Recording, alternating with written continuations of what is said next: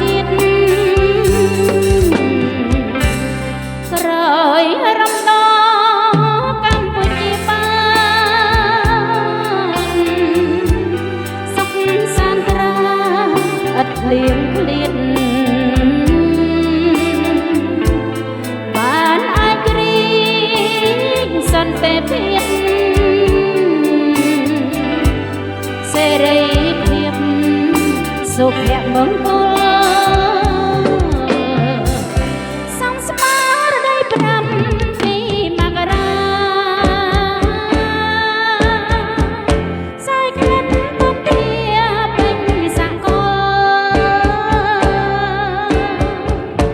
ល្បីសរសើ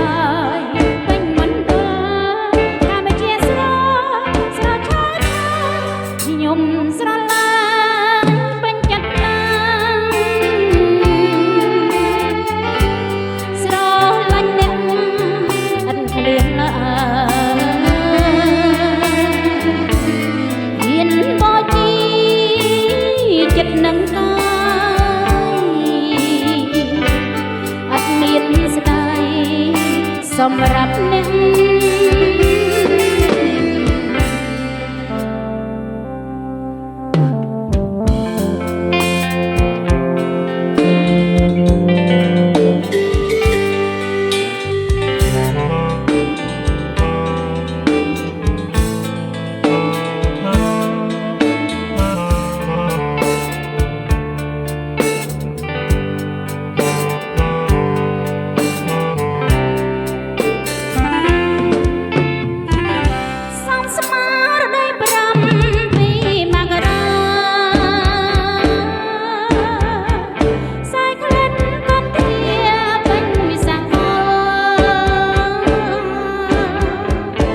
ល្បីសរសើរពេញមណ្ឌលកម្ពុជាស្រស់ស្រស់ឆើតខ្ញុំស្រឡាញ់ពេញចិត្តណាស់ស្រឡាញ់អ្នកគ្មានចិត្ត